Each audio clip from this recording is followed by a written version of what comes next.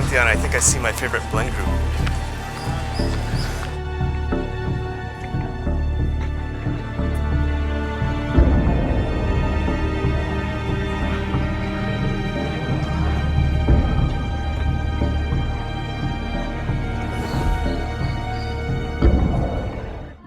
In July of 2014, I traveled to the cities and locations of the Ezio games.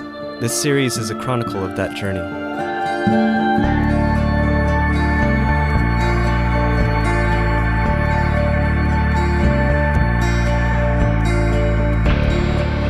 Our journey begins in Rome.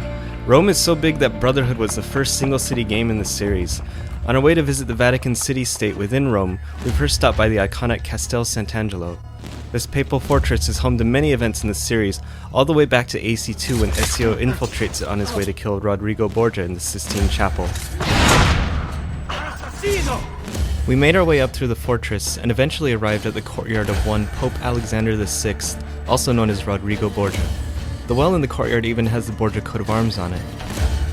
The courtyard could function as a theater and also served as an entrance to an important closed-off part of the fortress. This is the entrance to the historical prisons that Pope Alexander VI, aka Rodrigo Borgia, had over here in his courtyard. Of course, Caterina Sforza was a prisoner here, and I remembered carrying her down the same dark hallways in Brotherhood that we had used to get up here. Castel SantAngelo is also where Cesare kills Rodrigo, making it one of the most eventful locations in the series. Overall, it was very impressive to see how well the game version measured up to real life.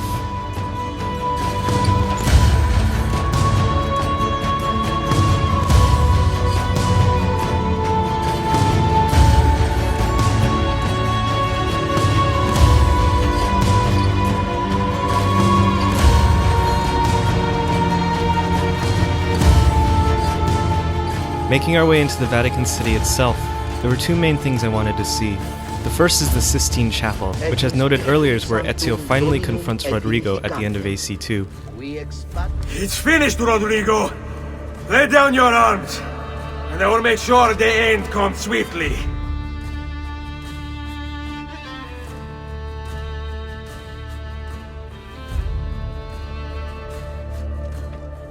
The second is the Fontana della Pena, or Pinecone Fountain located in the Vatican. Before it was moved in 1608, it was located in the courtyard of Old St. Peters Basilica, where Rodrigo used it to hide the Apple of Eden.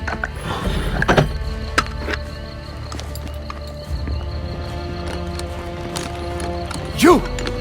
Looking for this? In modern times, it is not quite so accessible. We also toured the Borgia Apartments in the Vatican, which were used by Rodrigo Borgia. He commissioned some frescoes for decoration, and can even be seen depicted in one of them. One thing I've always found amusing is how similar Cesare looks to historical depictions, and how different Rodrigo looks.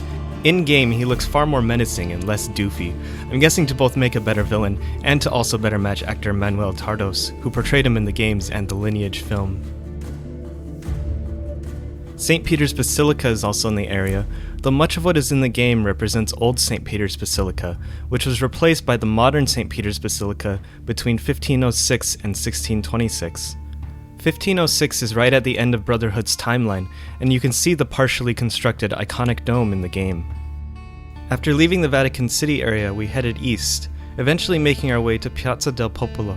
This is the public square where the assassins make their stand against Cesare and see him subsequently arrested. Insieme per la vittoria! Vittoria agli assassini!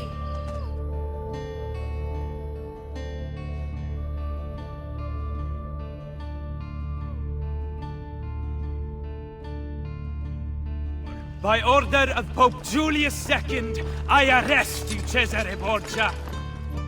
We later traveled to the Pantheon, which is a prominent structure in both the single-player and multiplayer modes.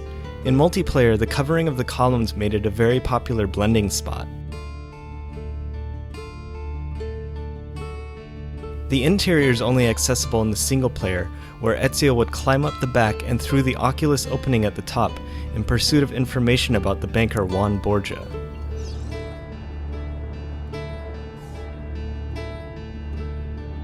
Seeing Ezio climb down at those angles never fails to make my palms sweat.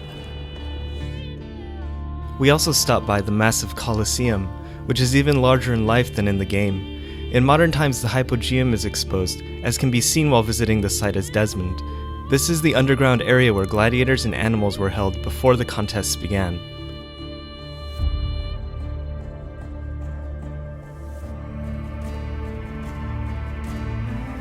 In Ezio's time, this area is covered by a wooden floor, and the area would also be used for plays such as the Passion Play that Ezio infiltrates to try to save Lucrezia's lover and obtain his key to Castel SantAngelo. Just down the road from the Colosseum is Santa Maria Araquele. This is the church that's built on top of the Temple of Juno. This is where the Apple of Eden was hid until the assassins recovered it in 2012. The doors behind me are actually the front doors that Desmond opened to let Sean, Rebecca, and Lucy into the church after he infiltrated it through the Colosseum. So it's very cool.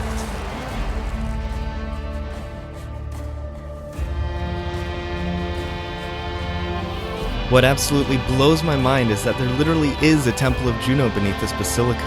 The Temple of Juno Moneta was built by the ancient Romans, and it's where the first Roman coins were minted.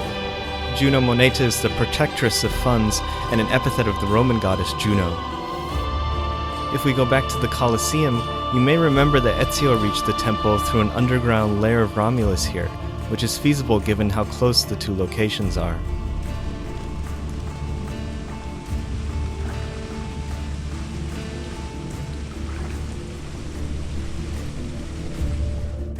An AC trip to Rome wouldn't be complete without a visit to Tiber Island, home to the assassins after the siege of Monteregione.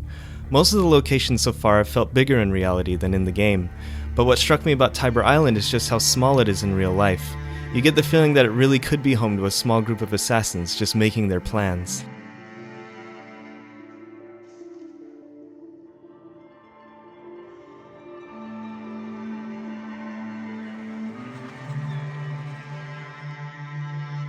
For our final stop in Rome, we drop by Santa Maria in Monserrato degli Spagnoli.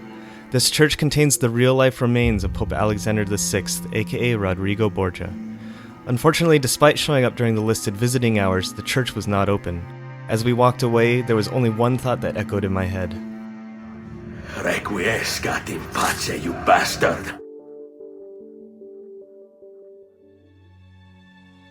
Hey everyone, just wanted to say thanks for watching and thank you for 20,000 subscribers. I'm really humbled. I'm doing weekly Wednesday videos for the next couple months, so stay tuned. See ya.